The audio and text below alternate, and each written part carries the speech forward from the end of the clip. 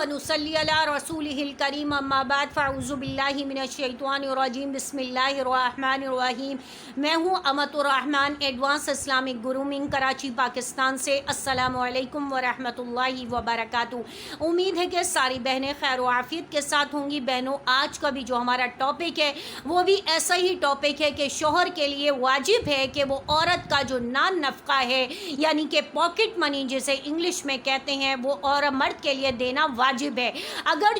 اگر بیویوں کو پاکٹ منی نہیں دیتے ہیں تو وہ جو ہے اللہ کے نزدیک عند اللہ گناہگار ہیں اور وہ اللہ کے نزدیک جواب دہ ہیں، اور اللہ ان سے مرنے کے بعد سوال کریں گے کہ آپ کو میں نے یہ کمزور مخلوق آپ کے حوالے کی تو اس کی ضروریات اور اس کی چیزیں اور اس کی دل کی خوشی کے لیے اس کو پیسے دینا اور اس کے ساز و سامان، اس کی دوا دارو، اس کے میک اپ کا، اس کے کپڑے لتے کا، اس کی ہر چیز کا خیال کرنا آپ کی ذمہ داری تھی۔ میں نے آپ کے حوالے اس کو کیا تھا اپنی بندی کو، آپ نے اپنی ذمہ داری کتنے فیصد پوری کی؟ تو شوہر حضرات کے لیے ضروری ہے کہ وہ اپنی بیویوں کو اپنی سیلری کے مطابق جتنی بھی ان کی سیلری ہے یا جتنی بھی ان کی سورس آف انکم ہے، جو بھی ان کی بزنس ہے، کاروبار ہے، دکان ہے، جو بھی ہے، وہ ڈاکٹر ہیں، انجینئر ہیں، پروفیسر ہیں، پائلٹ ہیں، وہ ان کی جو بھی آمدنی ہے وہ اس آمدنی میں سے ایک بڑی اماؤنٹ جو ہے وہ اپنی بیوی کو کم از کم 10% جو ہے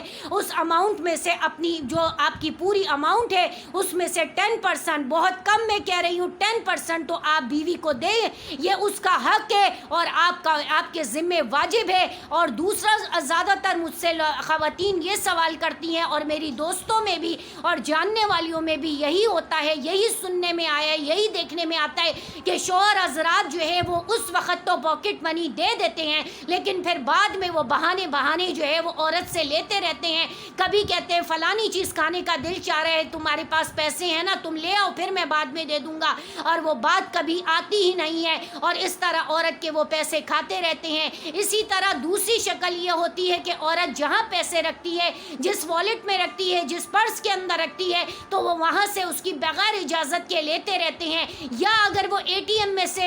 ان کو بھی اس کا پن کوڈ پتہ ہوتا ہے، وہ اس سے اس کا کارڈ لے لیتے ہیں اور پھر جا کر کے اپنی مرضی سے جو ہے وہ پیسے اے ٹی ایم سے نکلواتے رہتے ہیں، بینک سے نکلواتے رہتے ہیں اگر وہ عورت بینک میں جمع کرتی ہے۔ یا ایک صورت میں نے یہ دیکھا ہے، بہت ساری خواتین ہیں وہ کہتی ہیں کہ ہمارے شوہر ہمیں جو پاکٹ منی دیتے ہیں تو اس کا ایک ایک کا حساب لیتے ہیں کہ بتاؤ تم نے کہاں خرچ کیا، تو ہمیں بتانا پڑتا ہے کہ ہم نے یہ اتنے 1000 روپے کا میک اپ لیا، اتنے کے کپڑے لیے، اتنے بچوں کے اوپر لگائے، اتنے کھانے پینے میں لگائے اور یہ پیسے ہم نے سیو کر لیے۔ اب ان کی نالج میں آ جاتا ہے کہ یہ تو پیسے سیو کر لیے، پھر وہ کیا کرتے ہیں کسی نہ کسی بہانے کہ آج یہ آفس میں مسئلہ ہو گیا، کاروبار میں گھاٹا ہو گیا، دکان میں مال ختم ہو گیا، تو آج تم مجھے پیسے دے دو، اور عورت سے جو ہے وہ جو معصوم ہوتی ہے، جو شوہر سے بے پناہ محبت کرتی ہے، اس سے اس کے پیسے لے کر کے وہ اس کو لگا کے اڑا دیتے ہیں۔ اسی طرح اگر کوئی عورتیں ٹیوشن پڑھاتی ہیں یا ٹیچنگ کرتی ہیں یا کوئی پروفیشنل ہیں تو بہانے سے کہ آج بازار سے لوٹی لے کر کے آ جاؤ، آج فلانی چیز کھانے کا دل چاہ رہا ہے واپسی میں وہ لیتی ہوئی آ جانا، یا آج گھر کی یہ چیز ختم ہو گئی ہے اگر عورت کہہ دے تو وہ کہتے ہیں یہ چیز لے آؤ تمہارے پاس، وہ کہتی ہے پیسے دے دیں تو کہتے ہیں کیا تمہارے پاس پیسے نہیں ہیں؟ تو خدا را ایسے نہیں کریں، عند اللہ آپ گناہگار ہیں، آپ گناہگار ہیں۔ مرد حضرات یہ سن لیں، اب وہ عورت کو لے کے آئے ہیں تو عورت کے حقوق ہیں، آپ کے فرائض ہیں، عورت بھی تو آپ کے اپنے فرائض ادا کر رہی ہے، آپ کے حقوق ادا کر رہی ہے، آپ کے گھر کو لے کے بیٹھی ہے، آپ کو بچے پیدا کر کے دے رہی ہے، آپ کے بچوں کو پال رہی ہے، ان کی تربیت کر رہی ہے، ان کو اسکول کالج یونیورسٹی چھوڑنے اور لینے جا رہی ہے، ان کے اوپر چیک اینڈ بیلنس رکھے ہوئے آپ کو کپڑے استری کر کے دے رہی ہے، کپڑے دھو کے دے رہی ہے، برتن دے رہی ہے، کھانا دے رہی ہے، ناشتہ دے رہی ہے، آپ کی ہر ضرورت تو پوری کر رہی ہے، وہ تو اپنی ڈیوٹی پوری کر رہی ہے، اب آپ بھی تو اپنی ڈیوٹی پوری کریں، آپ بھی تو اس کو اتنے پیسے دیں۔ یہ ضروری نہیں ہے کہ آپ نے گروسری کے لیے پیسے دے دیے تو آپ نے کہا کہ بس اب میں جو ہے بری ذمہ ہو گیا، یا آپ نے میٹ کے پیسے دے دیے اور جو دوسری بلانگنگس ہوتی ہے ان کے پیسے دے دیے تو آپ نے کہا میں بری ذمہ ہو گیا۔ ایسا نہیں ہے، عورت کو ایک ہینڈسم اماؤنٹ اس کے پرسنل یوز کے لیے دیجئے، اور اس میں آپ سوال جواب نہیں کر سکتے، آپ نہیں پوچھ سکتے کہ تم نے میں نے اتنے پیسے دیے تھے، 10,000 روپے دیے تھے، 5,000 روپے دیے تھے، 20,000 دیے تھے، 50,000 دیے تھے، تم نے اس کا کیا کیا؟ آپ کو حق نہیں ہے پوچھنے کا،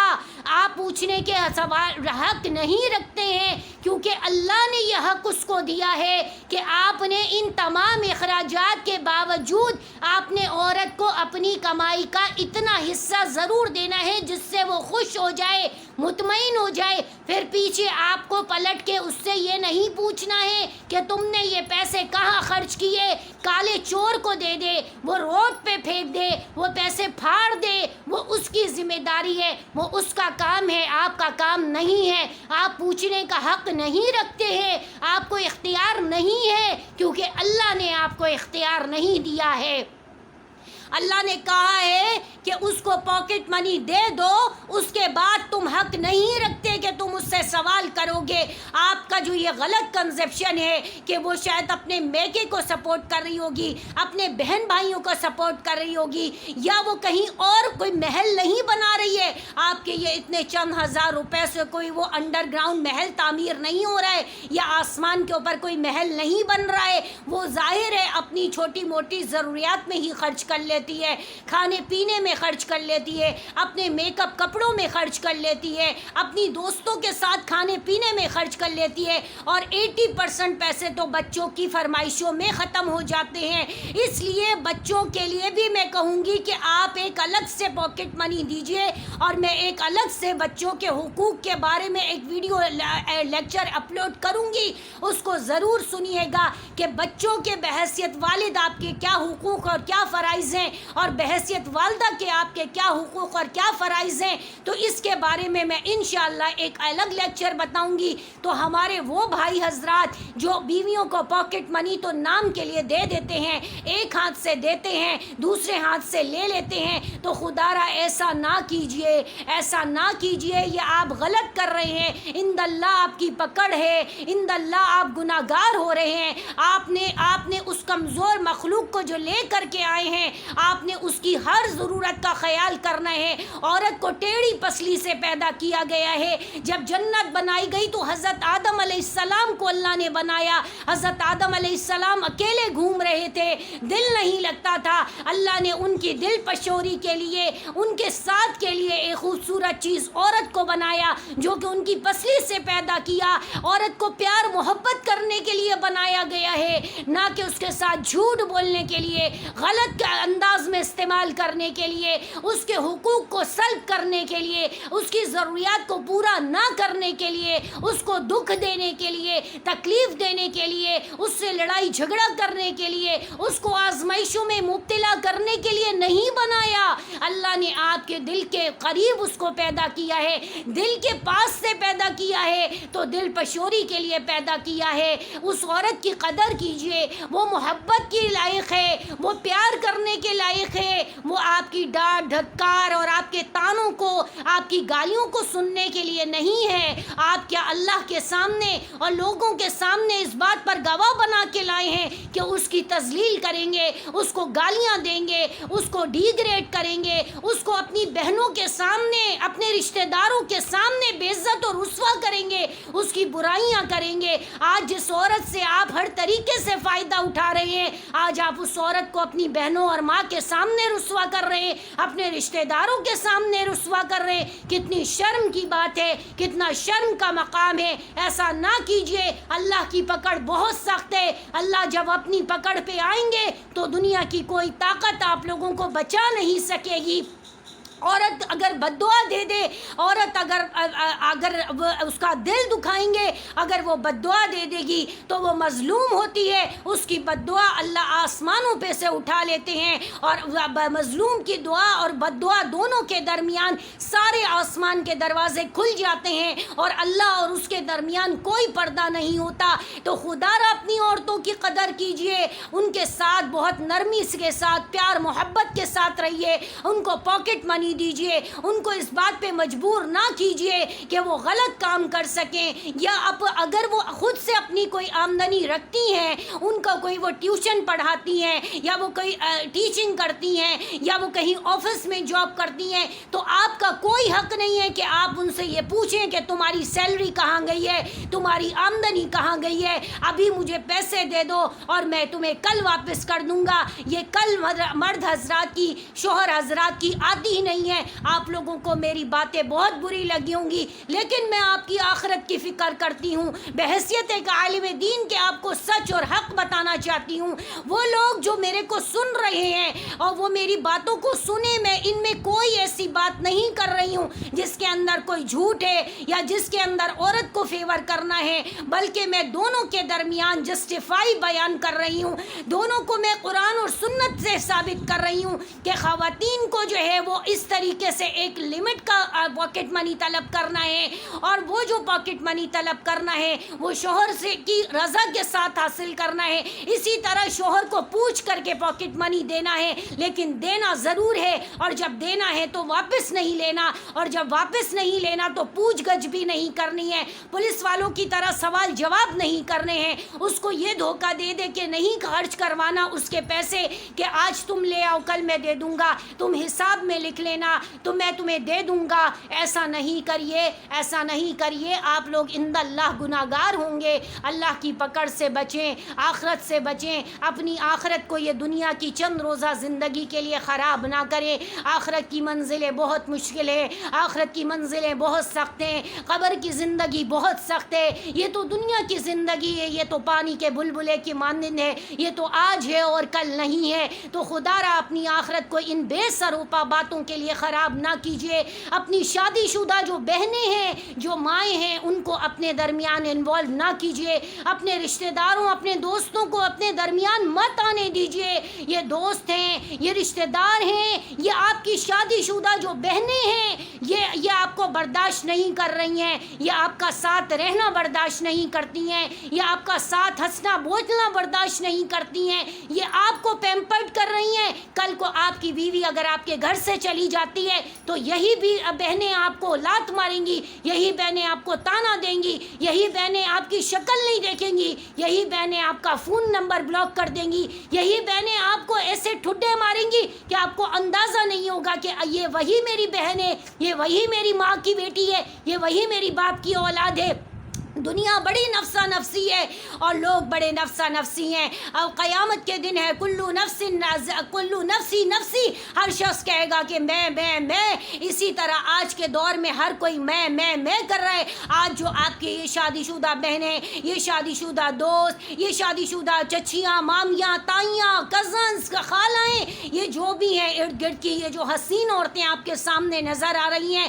یہ سب جو ہے آپ کے پیسے کی پجاری ہیں۔ اگر ابھی آپ معذور ہو جائیں، اگر ابھی آپ بیمار پڑ جائیں، اگر ابھی آپ بستر پہ پڑ جائیں، اگر آپ کے ساتھ کوئی حادثہ ہو جائے، اگر آپ ابھی غریب ہو جائیں، تو یہ آپ کو پوچھیں گی بھی نہیں، یہ آپ کی طرف دیکھیں گی بھی نہیں، یہ آپ کو پہچانیں گی بھی نہیں۔ یہ جو عورت جس کو آپ آج بے عزت کر رہے ہیں، آج جس کو آپ ڈی گریڈ کر رہے ہیں، جس کو ذلیل کر رہے ہیں، آج یہی آپ کو جو ہے آپ کے زخموں پہ مرہم لگائے گی، آج یہی آپ کو ہاسپٹل لے کے جائے گی، آج یہی آپ کو دوا پلائے گی، آج یہی آپ کے غموں میں آپ کے ساتھ کھڑی ہوگی، آپ کے دکھوں میں، آپ کی تکلیفوں میں آپ کے ساتھ راتوں کو جاگے گی، آپ کے لیے دعائیں مانگے گی، آپ کے لیے روئے گی۔ حضرت ایوب علیہ السلام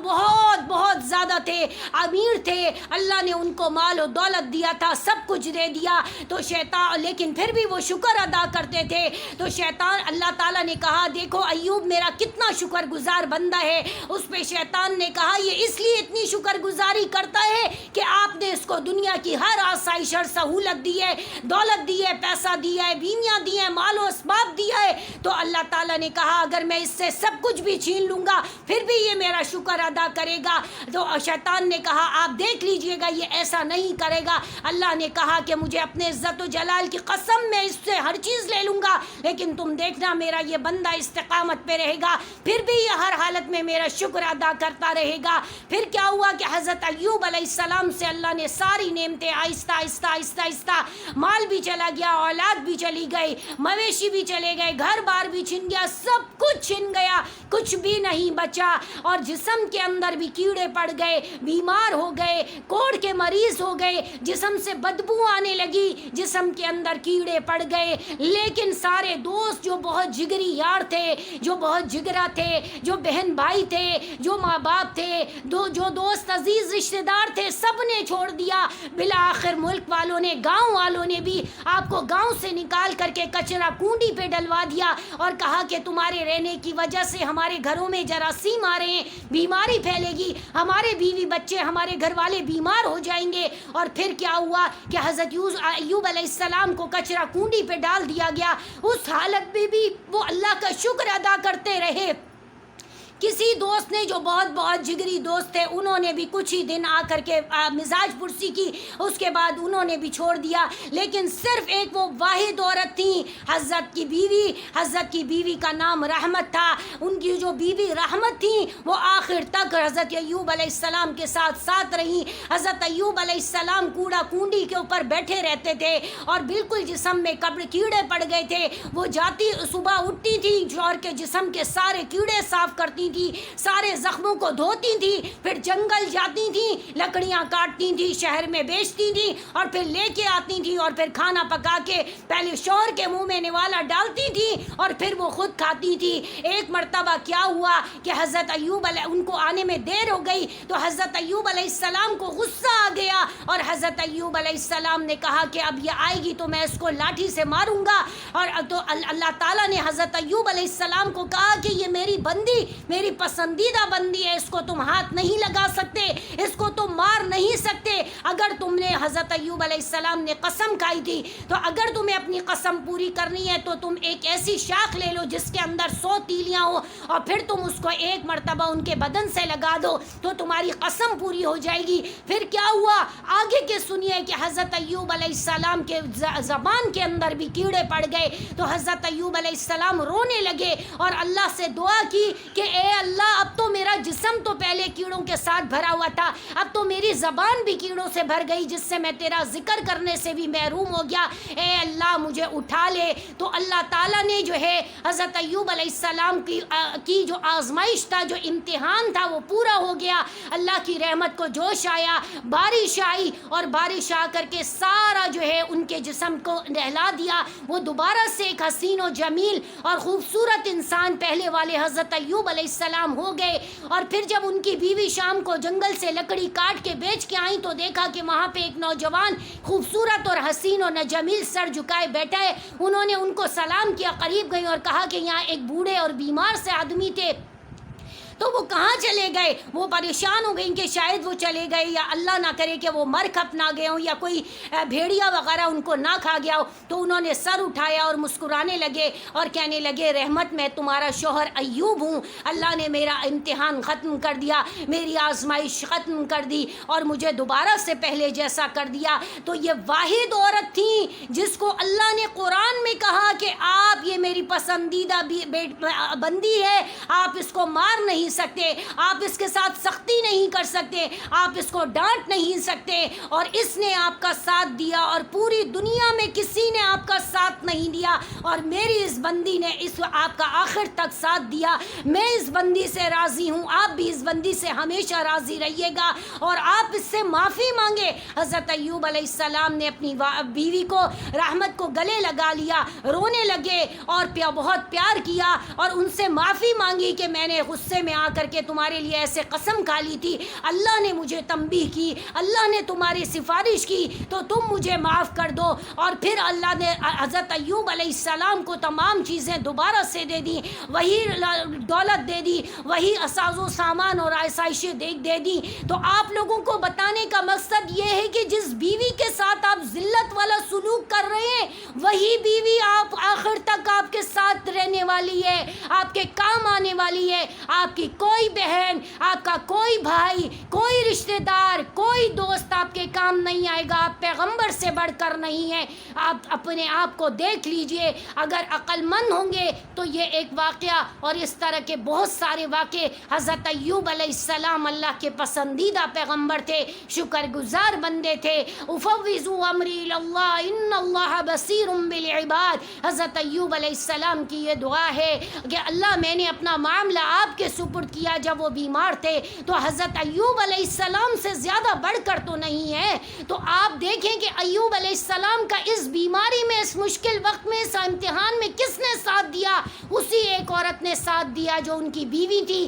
جو ان کی اہلیہ تھی، جو ان کی شریک حیات تھی. تو آج آپ کی بھی یہ بیوی، آپ کی بھی یہ شریک حیات جو آپ کے نکاح میں ہے، یہی آخر تک، آخری سانس تک آپ کا ساتھ دینے والی ہے. اس کے علاوہ دنیا کا کوئی رشتہ شادی کے بعد آپ کا ساتھ نہیں دے گا. یہ بات آپ مرد حضرات کان کھول کر کے سن لیجئے. وآخر دعوانا الحمد للہ رب العالمین. السلام علیکم ورحمۃ اللہ وبرکاتہ.